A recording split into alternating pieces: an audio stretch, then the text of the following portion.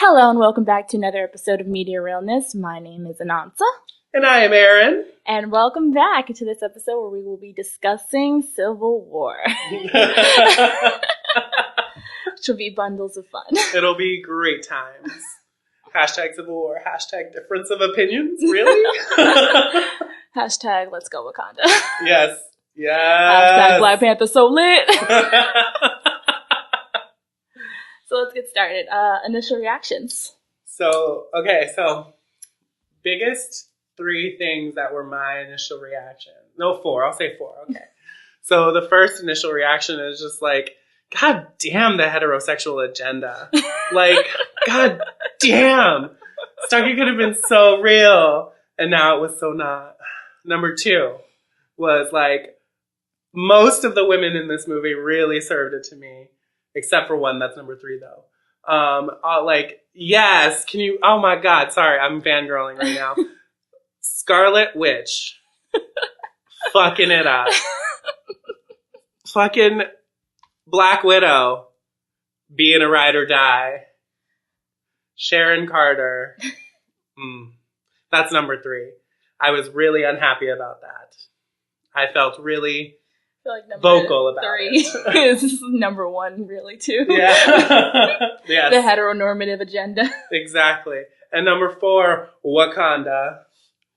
Oh my God, Black Panther. That's my initial reaction. Like that, Black Panther is everything I ever wanted and more. Like Chadwick did such a fucking phenomenal job as Black Panther. Like, he stepped onto the scene and I believed it. I was like, yes, that's Black Panther.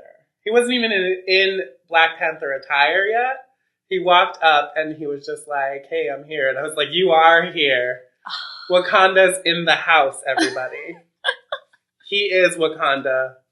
We are Wakanda. We are Wakanda. That is, yes, I'm here for this. My other reaction was, I loved the movie. I very much enjoyed it. I will see it again and again, over and over. But Winter Soldier is still my favorite my favorite Marvel movie, with Guardians of the Galaxy a close second. And I think it's pulling for third. Yes, I agree. It's up there. But I do think that it's different than what I expected. Mm-hmm. Back to the heterosexual agenda. I'm very much feeling that Scarlet Witch about this to the studio directive. Quit pulling your motherfucking punches. Give us what we want, okay?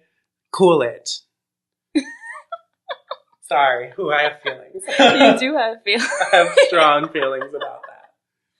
I feel like it was very much, like, we got a lot of Tony, a lot more Tony than I anticipated. You have to give it to Robert Downey Jr. for being like a fucking negotiator. Oh, he gets what he wants. Yeah, he pulled it into the spot like, where are my rewrites though? Hashtag featuring Tony. Hashtag Tony Stark all day. Like, he not even featuring hashtag Captain America and Iron Man. Yeah, Captain America. It became like Team Iron Man, Team Cap. Like, it was like very much like about them too. And I think the movie that we kind of were initially, like, I want to say promised, but what we were primed for was for Stucky.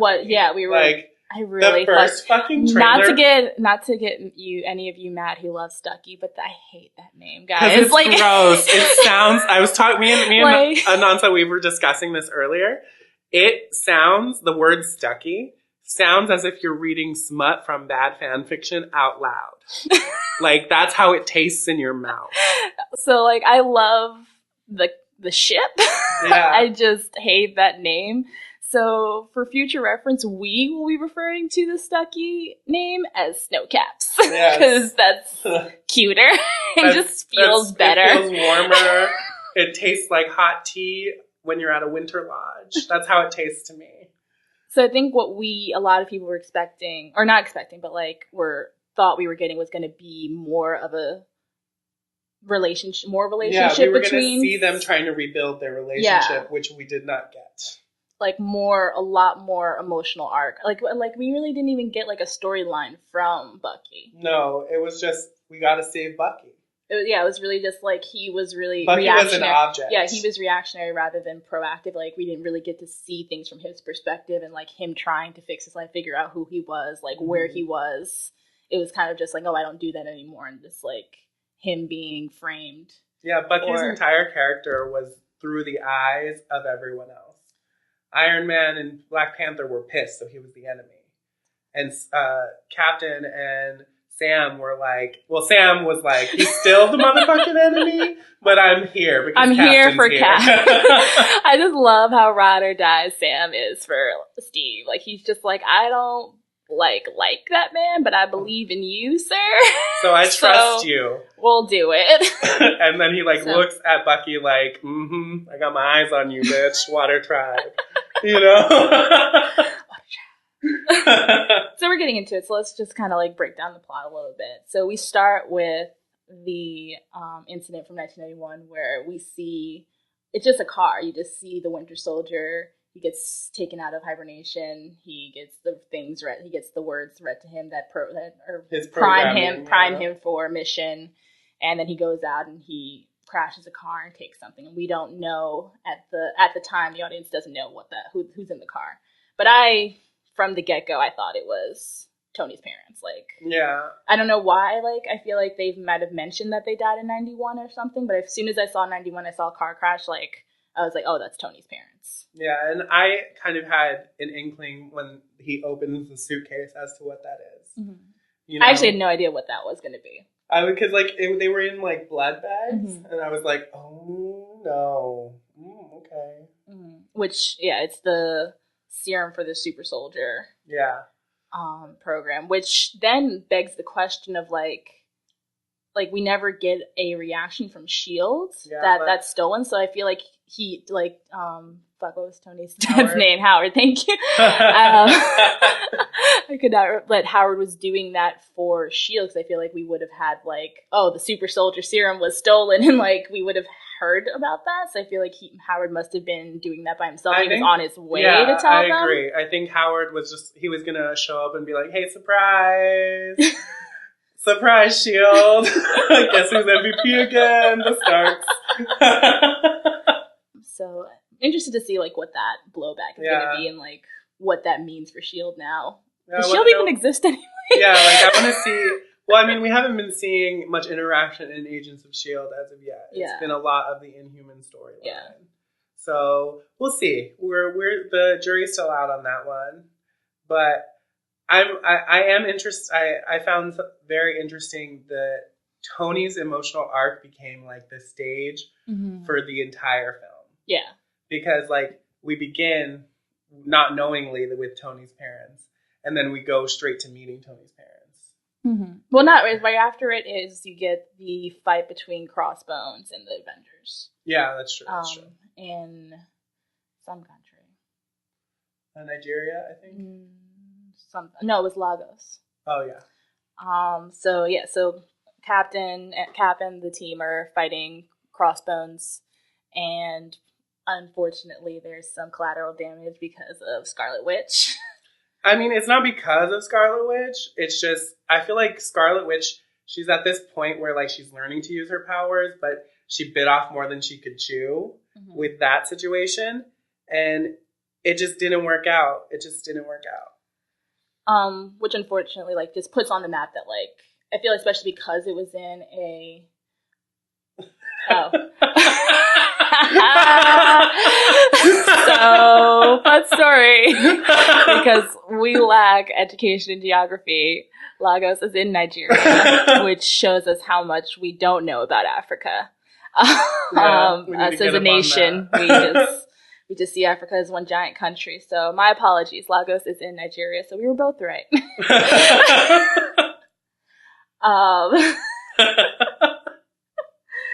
So unfortunately, because I think that takes place in, not only does it take place in a foreign country, and the 12 or so Wakandans got killed. It like really highlights the fact that like the Avengers are operating without any jurisdiction from any government.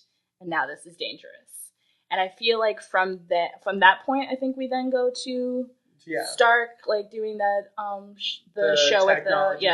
MIT and giving the what we see is him trying to use this technology that he developed to kind of counteract the effects of trauma by being able to go back into the trauma and kind of rewrite it as if, yes, it happened, but like you can now subconsciously understand where you were coming from and kind of tweak the memory so that you can move past the trauma. Which I can't see any reason that being brought up unless it's going to be used for Bucky later on. Yeah.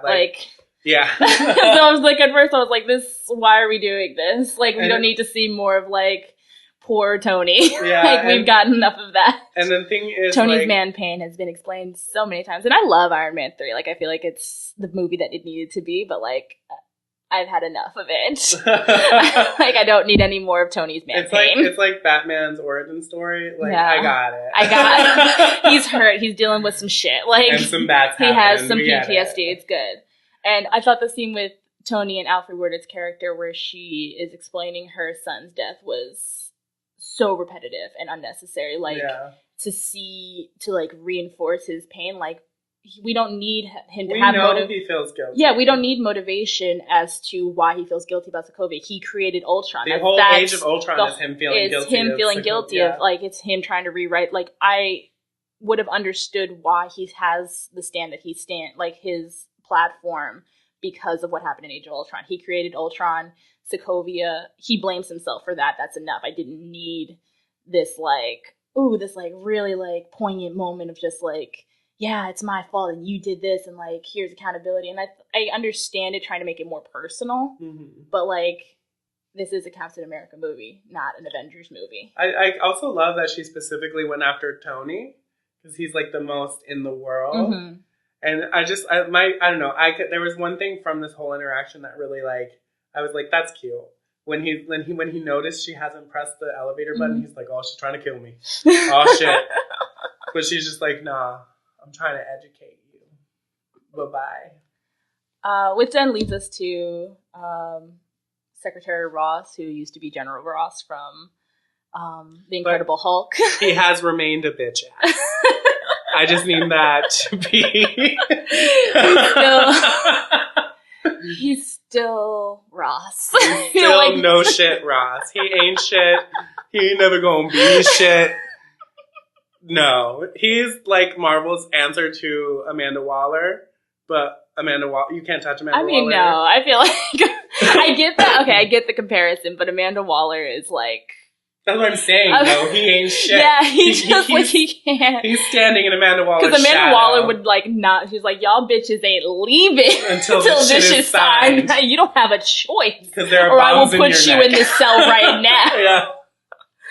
Amanda Waller don't play. Amanda Waller never plays. But that's when we get like what the Sokovia Accords are. And it's this accord prepared from 117 nations have agreed.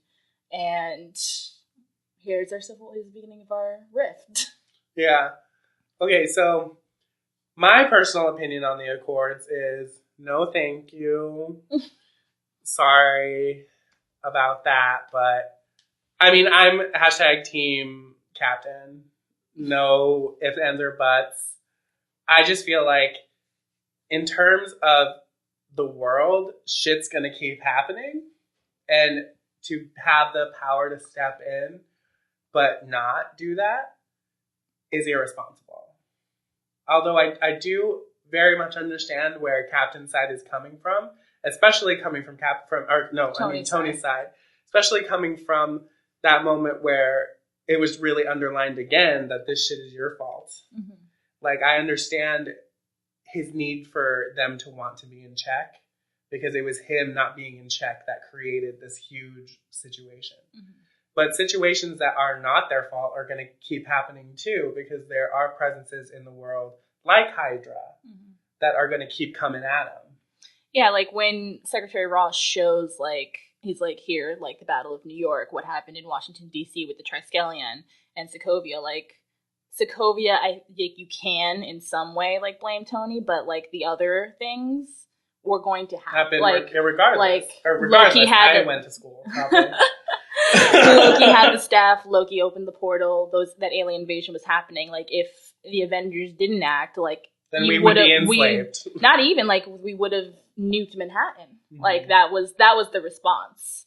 So, I mean, like, there is... I don't want to say, like, collateral damage is okay, but, like, what were they supposed to do? Yeah, and then with the Triskelion situation where Hydra had infiltrated S.H.I.E.L.D. for years, decades. Yeah. Like, this plan was happening, like, this is what they had decided, like, this is when it was going to go when these helicarriers went up. Like, they just kind of pushed up the agenda a little bit that was going to happen. So if they hadn't interfered, we would have it would have been Hail Hydra all 20 around. Million people were going to be killed by that. Like, so... I'm Team Cap too. Like, I understand, I get it, and I think I'm more of, like, Team Cap of, like, I thought the best way of the situation should have been handled when Captain America was like, okay, I'll sign this, but we need to have a discussion. Yeah, this can't be, we do what you say. We don't blindly follow orders. We have to, like, there has to be compromise on both sides. Mm-hmm.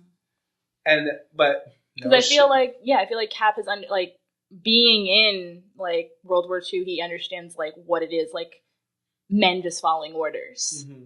Like, what happens if you're sent to a situation that you don't believe in? Like, whose moral compass are you supposed to hold on to but your own? Like, do you have to? What happens? Like, what exactly are in these accords that say, like, when and when I can't interfere in something? And I do understand, like, I do think that what happened in Lagos wasn't, like, should have been handled in a different way. They shouldn't have just gone in, and, like, there should be parameters, but I don't think the Accords was set up in a way that made it, like, clear that you had volition. Yeah. Like, the way that it's set up. That you're not just a gun, a hired gun. Yeah.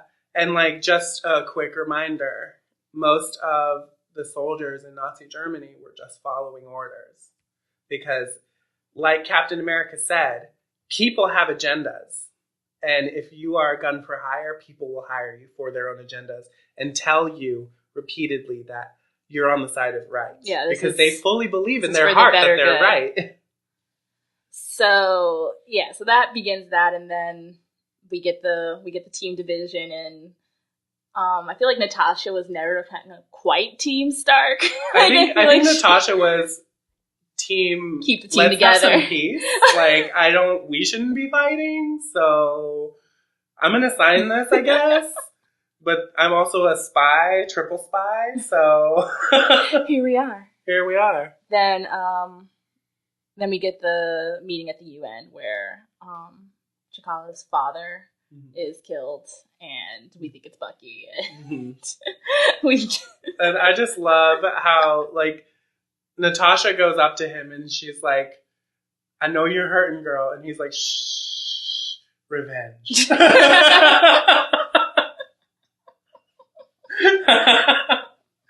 I'm going to get that motherfucker. I'm going to get him. And that is, like, his whole arc throughout. It's like, I'm here for that motherfucker. Mm-hmm. Just, like, on site, bitch. On site. On site. And I feel like after that is Peggy's funeral. Yes. It's before the UN. It's before the UN? Yeah, because remember Captain was like, what you doing here, girl? And she's like, I didn't want you to be alone. Oh, yeah. / I have a flight already. Like, I got this. Peggy's funeral. Margaret. And I have to admit something that is terrible, because Peggy Carter means so fucking much to me. That pink motherfucking hat, walking down the street, red, white, and blue, is hope for me. That you are not what the people of the world see you as. You can be great as long as you decide, bitch, I'm great. That's what Peggy motherfucking Carter means to me. Now, her funeral, I expected when we got those pictures back in whenever we got those pictures of a British flag on a casket. We were just like, oh, it's Peggy. Yeah. And I cried then. But you know when I didn't cry? In the movie. And do you want to know why? 2 words. Sharon Carter. Do you really not like her? It's not that I don't like her. It's that I don't see the point to her. Because I just wish they would do something different with her character, because it feels like they're just trying to make a new Peggy Carter. It's like she's not her own person. Yeah, she's standing in Peggy's shadow. Because I really liked her in Winter Soldier. Like, when I didn't like... I mean, I knew she was going to be Sharon Carter, but, like, when she was operating as a S.H.I.E.L.D. agent, it was just like, you're a person. Yeah, like, as soon as it's, like, known, it's, like, it's known to the film goer and, like, to the audience, like, oh, here, I'm Sharon Carter, blah, blah, blah. It's like she just became, like, a shadow of Peggy became Carter. A stand-in. And, like, and that thing, the whole thing about it is, well, okay, so shout out to my friend Eileen for pointing this out. My friend Eileen is the most fucking ride or die person for Captain America / Stucky. Like, she will fuck you up. Like, I've seen her at parties get down someone's throat. It gets crazy. But she actually told me that the speech that Shadow Peggy gives at Real Peggy's funeral is actually a revision or a paraphrasing of Captain America's speech to Spider-Man in the Civil War comic. And she sent me the pictures of the actual speech, and that shit gave me goosebumps. You become a tree and you stand and you tell the world, no, you move. However, it could have been just as powerful as Peggy's eulogy, because I fully believe that Peggy motherfucking Carter would say that. Mm-hmm. But Shadow Peggy delivered that in such a way that made me physically uncomfortable, because she was looking at Steve the whole time, but not like, hey, Steve, I'm also a spy. I'm giving you a secret message. Yeah, it felt very just like, oh my God, I'm telling you what to do. Yeah, like, to me, it felt like the hot guy's here and he's looking at me, and I know he wanted my grandma, but I just... Turn on. I know, but you know what I mean? Like, it just felt like her eyes were all darty and weird, and it made me physically uncomfortable. Their relationship makes me uncomfortable, which we'll get into later. Yeah, we're going to talk about that. So then we have I was about to call her Shadow Peggy. You ain't shit, goddamn. Then Sharon gives him information about, like, where Bucky is and that they're going to go take him in, and then he goes and tries to get Bucky. And I'm thankful for Sharon's role she played, because she came and she helped. But it didn't feel like she did it because she thought it was right. Yeah. It felt like she did it because she thought Peggy would think it was right, or she thought Steve would think it was right, and she was trying to, flirt with Steve. That's how it felt to me, and that made me... It makes her feel less like a person. Mm-hmm. And I kind of need her to be a person. Yeah, I just don't feel like she's a person anymore. Like, as soon as they, like, made the connection that she is related to Peggy Carter, it's just, like, she just became, a shadow. I feel like that's Peggy. The only... So then we have that great sequence where we finally get to see Black Panther in action, and it was everything. And I lived. And that was the day I came back from the grave. And see, and this is my point with the movie, like, with that chase sequence, we automatically went to Black Panther, and we didn't even talk about Steve and Bucky's reunion. Yeah. Because it's almost like it didn't have the emotional weight that I wanted to. Because their actual conversation was like 2 minutes. Not even. Like, it was just like, it wasn't really talking to each other. Like, there wasn't anything. And, like, the way that it was structured in the trailer made it seem like that was Bucky's motherfucking moment. Like, I'm here again. It's me, Bucky. Mm-hmm. Not James Bucky, But, like, when actually watching the sequences, things were cut out. That the heterosexual agenda just took it with one of those peelers and was just like, you know what? None of that gay shit. No homo up in here. And it really upset me. I'm still upset. But back to Black Panther. He was everything. He was that suit everything. was beautiful. First of all, he's beautiful. He's beautiful. Like, he moved, like, oh my god. And, like, can we talk about, like, how strong and fast they all are? Because they were outrunning cars. Yeah. All three of them were, like, outrunning cars. They were all just, like, and they looked like they were having a great time. Like, they were just sprinting like this was a color run. And they were about to get splashed with some blue.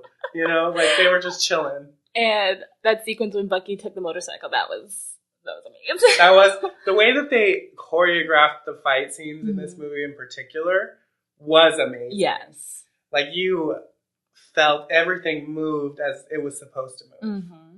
And that gave me a life. Like, Black Panther just running up on some cars, and he's just like, meow, I'm here. I'm gonna fuck it up. I'm gonna get him. Try and stop me. So then we had, like, they're arrested. I love how he just takes off. He's just like, no, I'm a king. Yeah, he's like, diplomatic immunity. Try it again. I'm not trying to hide anything. I know who I am. And it's not a mystery. I'm here to kill him. There's no and, smoke, like, no that mirrors. Amazing regal-ass read when they're in the car, and he's just like, the Black Panther is a warrior of my people, and now that your friend has killed my father and made me king, as warrior and king, how long do you think you can keep your friend safe from me? I know. He just legit laid it out. He's not even trying. He's like, I'm going to kill him. I have all of the resources of a king and this amazing body. I'm gonna get him. What are you gonna do? I'm a nation. He is nothing. I feel like Zemo comes in at this point. Like, no. Oh, you mean Petty? And we assume he's tracking down the book and trying to, like... I assumed he was Hydra. I assumed he was Hydra. I assumed he would, like, wanted the super soldier serum, or, like, wanted Bucky to do his bidding or something like that. Like, I was like, I had no idea what he was there for. Yeah, when he popped up, I was just like, where is this going? Yeah. Slash, I hope nothing happens to that nice lady bringing him coffee. Like, I specifically remember being like, get away from him. So they're all arrested, and they're back in the quarters, and Zemo is the one interrogating him. Yeah. Slash, everyone's in, like, a cell situation, but the king of Wakanda, they're like, you get an office. I don't want to hear anything else. What do they put in offices? Well, he got the best office. Because that's when Tony tries to get him to sign the Accords, and he almost signs it, and then it's like, Tony has an agenda, and he just has to make it known and be Tony. Because Tony can't do anything without being, I'm Tony. Like, that's Tony's whole signature. Is just, he's the, like, Hancock of the Avengers founding fathers. Like, he's like, Tony Stark! Yes, that's me. So then he reads the words, Bucky gets out, we have another little bit of a battle, and it seems like Bucky, like, it's like no one knows that he was brainwashed. It just seems that Bucky's of his own volition just trying to kill people, and that's when everyone's like telling Steve, like, you have to give, like what are you gonna do now? No, now. Slash, like, that just also tells a lot about Bucky's character. Because Bucky, of his own volition, because obviously he can break out of that shit, because he did it, he could have at any time broken out of this. But he chose not to. And I think that comes a lot from, like, his own guilt of all the things he's done. He's just like, I didn't do this one, but might as well get locked away for something. And I just think his character is just so sad and so deep, but we never got to see that. We didn't get to see that. And I thought this was going to be the movie where we were really going to explore, like, the hurt and the pain and, like, what is it that, like, what is Bucky going through? Like, has he accepted, like, I'm a killing machine and that's all I am? Or is he, as one of the Russo brothers said, like, just the longest POW in history? Like, and we never get to find out his point of view on anything, really.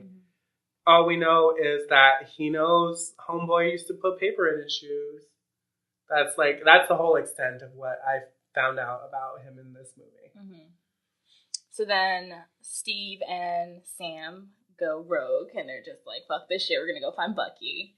And Tony gets the okay from Ross, and he's like, I'm gonna like get my team together. So everyone gets their teams together, and we're starting to see the beginnings, like the actual, like, here's Team Stark, here's Team Cap. And then Clint shows up to get Wanda, and is just like, what the fuck? Like, I've been retired and for like, this 5 minutes, guys, and everything falls apart, all of it. And Wanda's like, not yet. And then she's like, now it has. Because she threw Vision into the earth. Wanda doesn't throw her punch, like, doesn't pull her punch. Yeah, Wanda's like, no, I'm here to fight. And then the heavens opened up, and glory came down on me. Oh. In the form of Peter Parker. Oh. Queens. Because I'm here to tell you something about my experience in the Spider-Man universe of film. And that up until this point, it has sucked. I wouldn't say the first two Spider-Man movies with Tobey Maguire they're good movies. Yeah, but that's because we didn't know what we could have. That's driving a Honda, like a Honda, you know what I mean? Like, and then this is a Ferrari. This is what it was meant to be. That's who Spider-Man is. Like, that goofy little boy, I was just like, yes, this is everything. Yeah, with Andrew Garfield, we kind of got the snarky, sassy teenager that Peter is, but just really bad plot. Yeah, and it's like, no matter how good your actors are, no matter how good the characterization is, if you don't have a good plot, you don't have a good movie. You just don't. Because a movie is literally a story being told, and if you're not telling me a good story, you could have every single thing else, all of the other boxes checked, and I'm still going to walk out of that bitch like, that sucked. Like, I don't know what to tell you. And, like, I love that they actually picked a teenager. Yeah. Like, I love that. He looks like a teenager. Yeah. He looks like a child. That's a child, and that's who Peter Parker is, a fucking child just trying to do right. Just trying to be a good person. And I love how Tony comes over there, and he's just like, look at all this. That ain't right. I got you, boo. I'm gonna build you up because this ain't you're wearing a onesie. What is this? Get it together, because I see that you're smart because you built this webbing. So yeah, like let's do better. We can do better. You just don't have any resources. Hey, guess what? I have resources. All the resources. And I need you to come help me on this little project, just a little one. And then Ant-Man, we get Ant-Man, which Paul Rudd. Who doesn't love Paul Rudd? Like, Paul Rudd walks into the room and he just, like, the light gets brighter. He just walk open, like, he's sleeping in that bed. He's just like, whoa, you're Captain America. He just looks at Wanda. He's like, I know you too. You're great. I just love how, like, they bring in these two characters, and these two characters, while being superpowered, are perspective. Mm-hmm. They come in and they're just like, it's like, you know, you're an actor or whatever, and you've just been acting, you're a side actor, and then here comes Brad Pitt, and you're like, that's Brad Pitt. I mean, yeah, like the people, cast from Orange is the New Black, like, saw Beyonce walk by once, and they were just like, oh my God, Beyonce. Yeah. And then someone was like, wait, you still get starstruck? They're like, that's Beyonce. Yeah, exactly. I, who am a superhero, have posters of Captain America. You know what I mean? It's just like, but no, they're like, that's still Captain America. Yeah. That's still Iron Man. Like, there's still these pillars of, like, I feel like, beacons of what you could be as a superhero. Because, like, there are a lot of superheroes. Like, we have the Jessica Jones and the Daredevils. Like, there are a lot of superpowered people who, like, were born with their powers, fell into their powers, whatever. But it's like, they're still like, oh, that's Thor. Like, yeah, it's still... that's motherfucking Thor, bitch! Like, I just feel like having them come and just, like, fangirl with me was just like, it don't matter who you are, you know who Captain America is. Mm-hmm. You know who Tony Stark is. And guess what? You just got invited to be the part of the team. Mm-hmm. And that's what I love so much about the fight scene and how, like, are we there yet? Can we go there? Yes, that's the next. Okay, yeah, all right. So, my favorite, the fight scene. We have the airport fight scene, which is like epic. My God, the best superhero fight scene that I've ever seen put on screen. Like, it's just everything. And before this, I'm gonna have to say that the best superhero fight scene I've ever seen was actually in Breaking Dawn Part 2. like a real But you're right, though. Because it was, like, full out scale. Like, we're here to, like, no prisoners. People we're with here powers, to go. like, actually fucking shit up like that. The only good thing that I will ever say about Twilight was the Breaking Dawn Part 2 fight scene was actually, like, it was a beautifully choreographed superhero fight. And, like, I feel like that's, at the time, like, before this, was, like, the best, like, just fight scene. Like, because I feel like with Battle of New York, like, you have so much happening still. It's not and just, I feel like it's a lot of nameless aliens, and it's like, we're just like, we just gotta fight. We gotta keep fighting until we can't fight no more. Let's go. But this fight scene was just like, because everyone picked their person from the beginning. It was just like, I got this. And I loved every fucking minute of it. It was, that fight scene could have been, like, I couldn't tell you if it was 5 minutes or 20 minutes, but it was everything. Yeah, I was there for the whole thing. And as a viewer, the way that the scope of the fight was, it was like you were in the fight too. And because the way that, you know, this film was a dichotomy of two ideologies, like, you chose your side and you know what side you were fighting, and it was just like you were just looking around and seeing your fellow people fighting. And I was personally like, throw them cars, Scarlet Witch, throw them bitches. She just started throwing cars, like, just literally just like, Scarlet Witch didn't give any fucks. But then it was like when you saw Clint and Natasha fighting, and it was just like, are we still friends? And he's like, it depends how hard you hit me, girl. Which I think also, like, shows, like, how, like, these people don't really want to be fighting. Yeah, it's like, you are, like, it's like, you are my friend. And I do think at this point, like, Tony does, like, he loves Steve. Like, he does in some weird way that he quite can't ever say it. Like, yeah, because really, he never like, fucking would. Yeah, he never would. Does love Steve and, like, really does appreciate him. And I think, like, standing in this weird shadow of Steve because his father worked with him and always hearing stuff, like, he was just automatically, I don't like him as soon as he came back. But then he's just like, he sees the moral compass that he has and that he is just trying to do the right thing, and he doesn't like fighting. He just doesn't like bullies, and he's just like, I'm going to stand up for what's right because I wasn't given this for nothing. Like, I didn't fall into my powers. It wasn't an accident. I chose to do this. Like, I chose to be a good person. So I was a good person, and I chose to fight the good fight. And he stood there, and he's like, I don't care who it's against. I fight for the side of right. And if that means you, Tony, then that's who it means. We gotta go. And I think in a weird way, Tony does appreciate that. So it's like, he doesn't want to do this, but he's just like, can't understand why he can't see his, like, we need to be put in check. Yeah. Because he needs to be put in check. And that's the thing, is like, it's so into Tony's own feelings about himself that he feels like he has this great genius, but with genius comes that fucking responsibility. It comes with the fallout of creating, of learning how to split an atom and creating the nuclear bomb. That's going to happen. You're a genius. What you make is going to be weaponized somehow. But the fact that he weaponized it himself on accident, it like really comes to him, and he just feels like, I'm a person and I have full control over me. If I can fuck up to that way, these people have superpowers. How can we need to be put in check? They're gods. I'm just a man in a suit. We have to be put in check. But like the fact that they're like, I know, they're both like in chorus saying, I am right, and coming at each other. Yeah. And literally everyone else is basically just like, that's my friend though. Yeah. Everyone else is just like, oh. Yeah. Are we doing this? I guess so. Except for Wanda, who's just like, yep, we're doing it. Yeah. So, don't give me a visa now, bitch.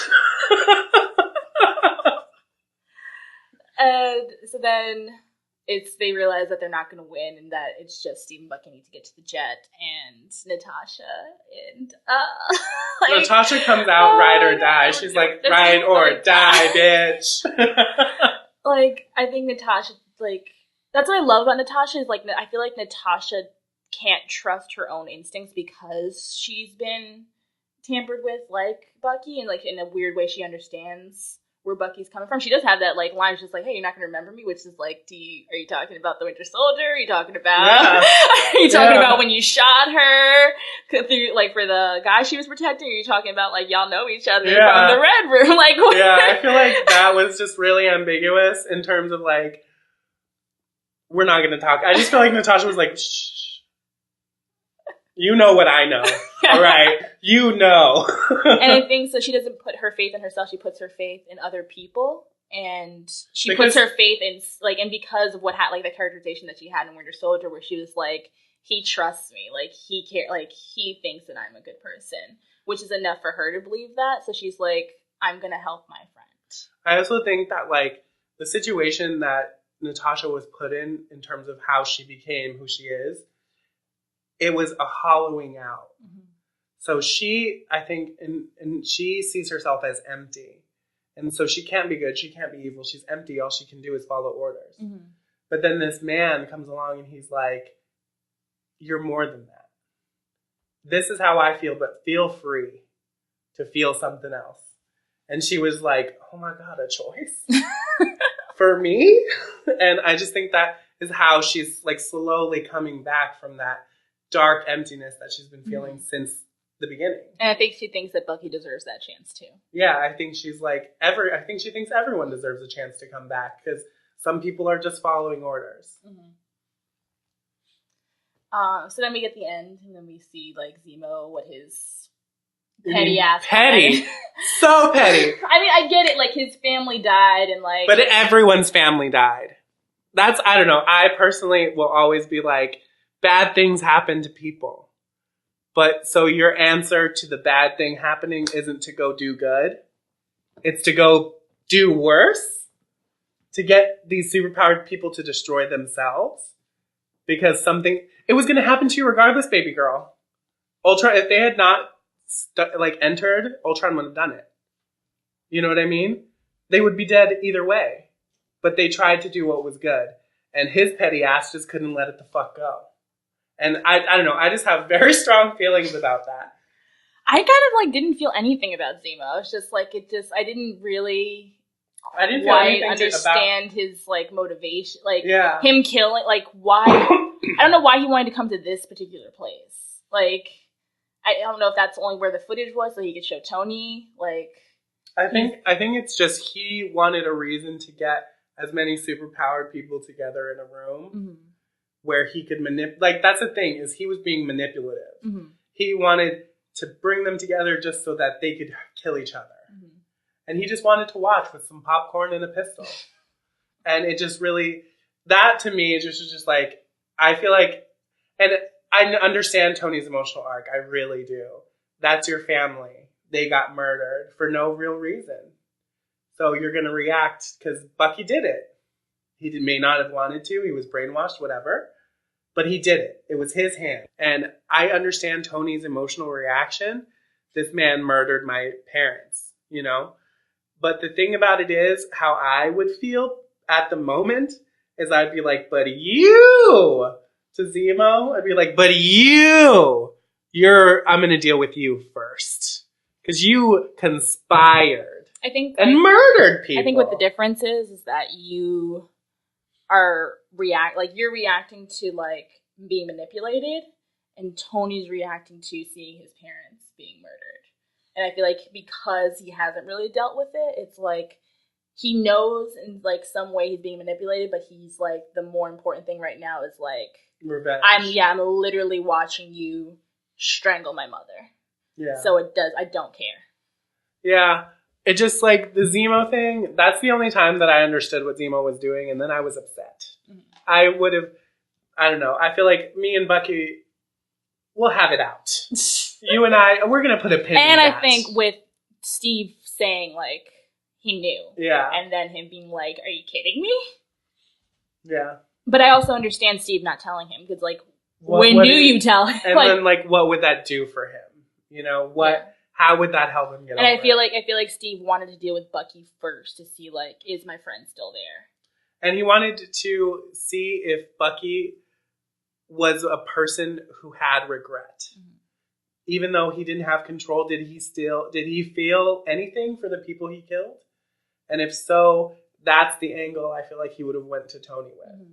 Like, that wasn't him, and he feels like shit about it. Mm-hmm. So let's have a conversation. But Tony's reaction was just like, you know what, we fighting now, because I just rose the motherfucking above. Mm-hmm. For no good reason, apparently, so let's fight. Exactly. And that fight sequence was beautiful. The fight sequences in this movie are just gorgeous. So well choreographed. Like, when they're, like, trading the shield, like, it's fucking beautiful. And, like, the shot of Tony, like, firing and Steve's blocking it, and it looks like a comic book, like, cover. Yeah. Like, it's, like, the cinematography is gorgeous. And it looks like in the end, I'm just like, holy fuck, is he gonna kill him? Like, yeah, I was like, is Steve about to kill? Yeah, I thought Tony was about to lose a head. Yeah. I thought S.H.I.E.L.D. was going straight into the neck. Like, that was a real fight. Like, that was, like, unbridled. Like, I don't care if you get hurt. Yeah. That's not pulling any punches. I don't know. Like, there was, like, something broke in Steve and something broke in Tony that it was, like... Like, when he's like, I can do this all day, it was like, But that's because it was like he knocked Bucky out, and so, like, Bucky was down, so he was just like, that's my friend. but then being betrayed of, like, but I was your friend. My thing is that's the thing that Steve says to bullies. Mm-hmm. And that really fucked me up. Because he's like, Tony, you don't see yourself right now. Mm-hmm. You're a bully, and I will stand up to bullies all day long. And that's what fucked me up. Because, like, shit like that, the emotional manipulation, made someone who's not inherently a good person, but who has strived to be a good person. Mm-hmm. Tony wants to do better than what has happened in the past. He's always wanted to do better. And he just shut down, and something primal turned on, and he was like, he was feeling that Black Panther spirit for a second. On sight. And that's what I love about Black Panther is, like, he's like, I'm seeing what this revenge path is doing. Like, I'm getting a taste of it, like, firsthand, and I'm not gonna be a part of this. Yeah, anymore. He's like, I'm because, like, he could have killed Zemo. He's just like, you're actually the one, but he's like, when that was so beautiful, that scene when he's like, Zemo's about to kill himself, he's just like, no. No. The living aren't done with you yet. Yeah. I love that moment was structured to be completely out of Black Panther's character. Mm-hmm. Like, his father was like, I know you don't care for diplomacy. I know you don't care for all this charades and prison and shit. You want to get shit done. You want it handled, and you are Olivia Pope. You want it handled now. But I thank you for going out of your character to do this. And at the end, he honors his father by choosing diplomacy, choosing to let the people that were wronged, not just including him, but everyone else, about what happened at the UN, to get their moment to say, fuck you, Zemo. Mm-hmm. Because that's what we all wanted to say. Fuck you, Zemo. But... yeah, and then, like, everyone leaves. Like, Steve breaks everyone out. They're, like, the secret Avengers now. And he gets the letter from Steve, and end of movie. And the letter from Steve made me laugh a little bit inside. People have compared the letter to Steve to, like, Batman, to Clark saying Martha. Like, they were just like, oh, Tony forgives Steve with a letter, but, like, y'all are mad because he said Martha and that got to Batman. I'm like, Tony didn't forgive nobody. I was like, I don't know where you're getting forgiveness. Like, he read the letter and was like, I see where you're coming from, but I don't think, like, when they see each other again, which will probably be Avengers Infinity Wars, like, that they're gonna be bosom buddies. Like, yeah. I don't think, like, he forgave him. He's like, I understand where, he might have been like, I understand where you're coming from, but we still got shit to talk out. Like, I don't see how that was a core. Like, I don't know why people were just like, oh, like, you think the Martha thing was stupid, but it's just like, They weren't because the Martha thing was stupid. But they literally weren't in the heat of battling. Like that, like if he was just like, hey, Tony, like this is where I was coming from in the middle of that big ass fight where they're just like, fuck you. Like, we're going, like, I don't give a shit about, like, literally anything about you at this moment. If he was just like, hey, let's talk this out, that wouldn't have worked. And like, that was the Martha thing. It's like, I'm literally about to kill you, but Martha. Yeah. Like, it was after they had settled down. It looked like it's been some time. Like, he's reading the letter. He's no longer in his presence. Like, yeah, it was an olive branch set from afar. It was, I know you hate me right now, and you're right to hate me for the reasons that are yours. But this is where I'm coming from.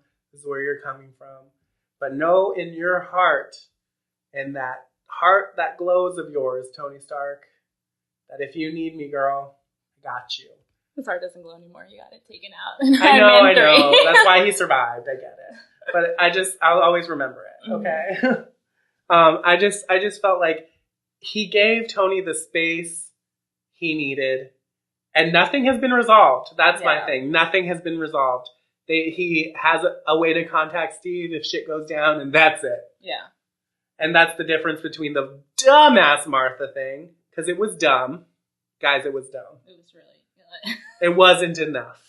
It wasn't enough to stop me from stabbing somebody in the middle of a fight. But I digress. The heteronormative thing. Yeah. Because we even talk about the kiss because I literally, like, we saw it with our friend Brittany, and we literally, all three of us sighed and went, ugh, at the same time. Like, we all did, and then we all said a word that was like, I said weird. Brittany said disgusting, and I said, predictable. I said predictable, yeah. I was like, ugh. All of us went, ugh. And then said our individual word, because it was like, and we said it came out of nowhere, because it's like, yeah, he asked her on a date, but then like he was like cold shouldered to her after Winter Soldier because he was just like, you a liar. No, but also they haven't seen each other in months. They haven't had any contact in months. They didn't know what the fuck was going on in each other's lives. How are you gonna go on a date? You haven't seen each other in months. You don't know shit about each other. She's Shadow Peggy, and that's it. And it feels very shoehorned in. Like, I can't help but think it's anything but like, let's make this less gay, because we do have those pictures, and it was the reshoots. Yeah. And in an interview with Van Camp from Screen Rant, she did say, like, as for the relationship between Cap and Sharon, Van Camp talked about the character's romantic relationship in the comics and said it would not be explored to that extent in Civil War. Instead, the characters will simply be getting to know each other in this film. Which we got none of. And yeah, we didn't get any of that. And this interview was in December and the reshoots were in January. So I can't help but think it was like some studio exec just being like, no, like make them kiss so that like everyone knows he's straight.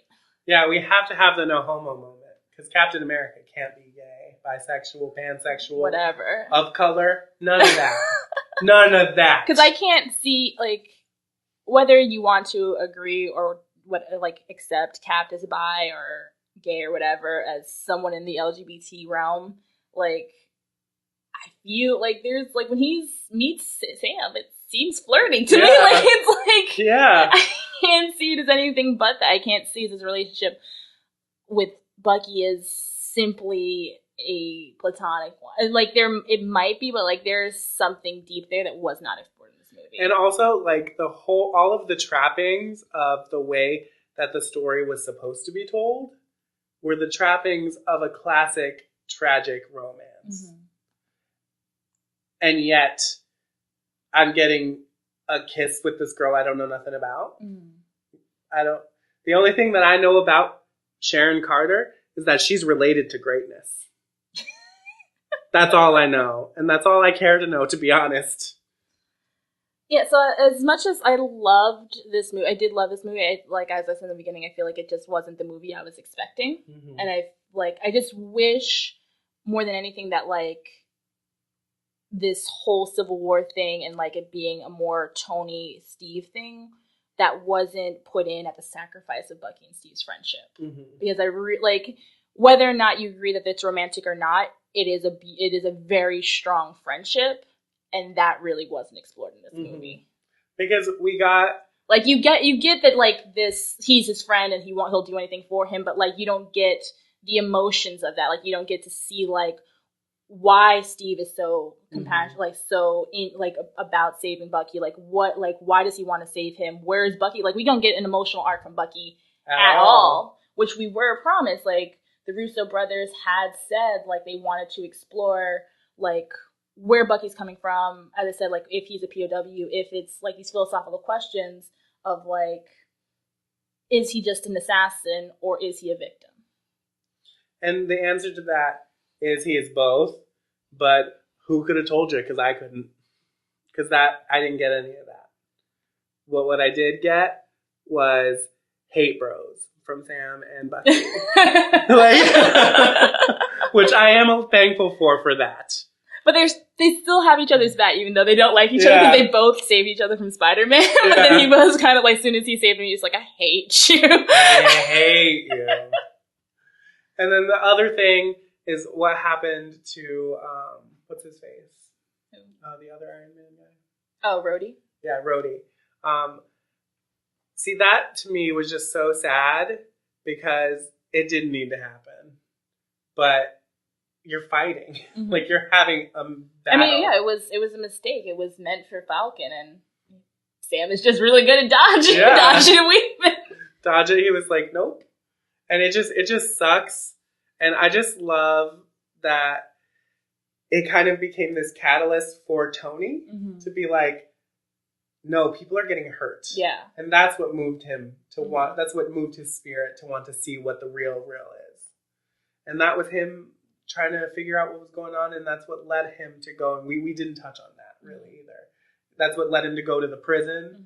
That's what led him to be like, these people are good people, and they are living in horrible conditions. Yeah, he was even like, this prison is a lot and not meant for them. Like, that prison is meant for the super criminals who want to kill people and eat them and shit. Like, you know, like that is where those people are supposed to go. So all in all, I loved the movie. I thought it was a great Marvel movie, but I saw this Tumblr post, and it was the quote from Iron Man 3, and it was like, you start with something pure, something exciting, then come the mistakes, then the compromises. And it was like on each of those, like something pure, it was like a picture of the event, like a title of the Avengers, then something exciting was Winter Soldier. Then the mistakes was Age of Ultron, and then the compromises was Civil War, and I was like, shout out to Tumblr. Damn, because I do think we're at this point with Marvel that it's just such a big machine at this point that it's not like, and we're at the point where crossovers are no longer this like fun exclusive thing. It's the norm. Like, we're getting Hulk and Thor Ragnarok, we're getting Iron Man and Spider-Man Homecoming. Like, this is just now the norm. So many things have to be taken into consideration at this point that you're going to get something, you're going to get a compromise. And I love that quote is on so many levels. It's on the level of the characters, it's on the level of the story, and it's on the level of the politics around making these movies. Because this heteronormative bullshit was a compromise. And it was the wrong compromise. I mean, the story making everything is a compromise. Like, it's just, there's so, like, you have to, like, all these directors who are part of these different movies have to be contacted and be like, well, how are you using this character? Because that informs how he starts in the next movie. And, like, that's why Ava DuVernay couldn't do Black Panther. She's like, I can't work that way. She's like, I love the character. I want to make this, like, black-ass movie. But I simply can't work in a way where, like, I'm on call. Like, I have to constantly, like, collaborate with people on the regular because it is affecting so many other storylines. So I feel like we got the best movie that we can at this point with how Hollywood and politics and Robert Downey Jr. and all of those things work. But in my heart, there's a little shack in the middle of somewhere neutral, probably Canada, where Captain America and Bucky are making sweet, sweet love. And Sharon is nowhere. I just need more from Sharon. Like, I don't think that it's wrong to have some, like, a female character have a love story. Like, but the thing is, like, there was no love story. There was. I am an expert on a love story, bitch. That's my shit. There was no love story. There was no presence. of Sharon Carter. Yeah. There was Peggy Carter in a picture behind her. So done with you. But yeah, I just wish Sharon, like, I hope Sharon is used better in future movies and just in the things to come. Like, because it just felt very like romance. He's straight. He's straight, guys. Just remember, he's straight. And Chris Evans is not happy about this. Yeah, I saw, like, there's an interview from MTV International where, like, they asked him, like, oh, what things can we get from deleted scenes? And he was like, there were some truncated moments between myself and Sebastian. Like, so there was stuff cut, like, from the horse's mouth, like, there was stuff cut out. The original cut of the film was a little over 3 hours. Yeah. And I want it. I want that movie. Give me that movie. So, like, give me I that. will pay for that movie. Give me that Blu-ray. Just shut up and take all of my money because I want it. But with this movie, with the compromises, I think you get a good movie because there are so many moving parts, and you get something unlike Batman versus Superman, where it's like, regardless of how much I think Tony's in it, and like I don't think he needs to be in this movie, I understand where he's coming from, and I'd never not understand where he's coming from because I understand where Tony's coming. I understand his arcs because there are movies behind this that back this up. Yeah, I know where Clint's coming from. I know where Natasha's coming from. None of these characters, and even the characters who were introduced, like even Wanda. Black Panther has an entire arc in this movie. Like, yeah. Wanda has an arc in this movie. Like, they do these movies in such a way that I can't really be mad about it because I'm getting a movie that tells me a story about all these characters in 2.5 hours, and that's hard. And it's like, the thing is it's a movie about people. It's a movie about friends, and it's a movie about politics that interfere with those friendships. Mm-hmm. But the thing is, I know that Wanda and Vision are Biffs, and possibly more. And yet, I know why they fight in. Mm-hmm. Exactly. Like, I know why everybody has beef with everybody. Except Natasha. and like, that's why Batman vs. Superman fails. Like, I don't know where these characters are coming from. Superman doesn't have any backstory that, like, tells me, because he doesn't talk. Like, I never get his point of view and where he's coming from.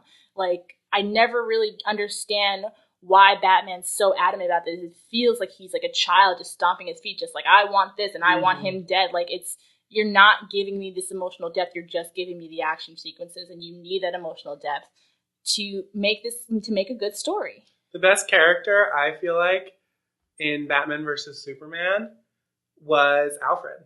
Because I knew who Alfred was. I knew I know Alfred. Yeah, I feel you. And, like, that's just the thing with all remakes. I think, like, we're just in this age of, like, nostalgia and remakes, and so we just want to hit these emotional points without putting in the work. But that's the thing, is, like, everybody want to be Beyonce, but nobody want to put in the work. You can't be Batman versus Superman if you don't want to put in the work. You can't have a Justice League movie when I don't know who they are. Yeah. You can't give me some footage on some files and tell me that's the Justice League. You can't kill Superman after Batman and Wonder Woman just met. It's just like, we have to make the Justice League for him. Like, why? You just met him. Yeah, you just met each other. Like, what are you talking about? You had one good fight with each other. And that's it. That's the basis of saving the world? I don't believe you. I don't believe you. Not at all. But yeah, so I feel like that's it. That's it. That was our love / misunderstandings / heteronormativity / Wakanda. Like hashtag Black Panther so lit. I'm so fucking excited about that movie. Move, or you will be moved. Yes! I'm so excited for, oh my god.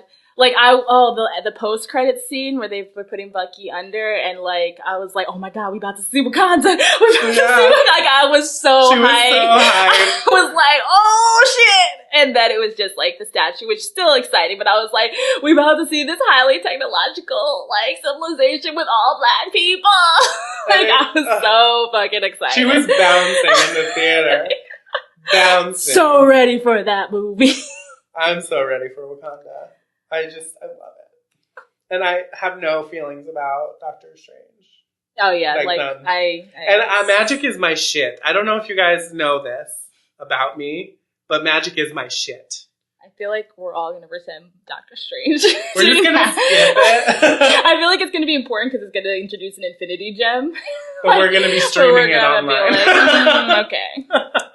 So I think that's it. Thank you guys for joining us. Tune in next week. We'll have a regular episode where we'll have like little segments. Mm-hmm. So if you have any questions, comments, or concerns that you'd like to talk to us about, please email us at mediarealness@gmail.com. And to get any updates and just see like what kind of shenanigans we get into outside of recording, you can follow us on Tumblr, Twitter, and Snapchat at mediarealness. And I think that's it.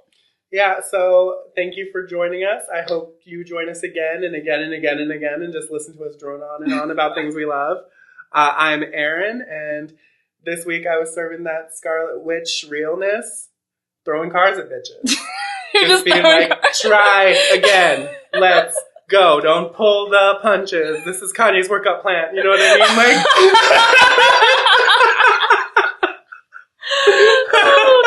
And I'm Adatsa, and I'm serving that Black Panther realness. Just hashtag Black excellence. Yes! So, we'll see you next week. Bye. Bye.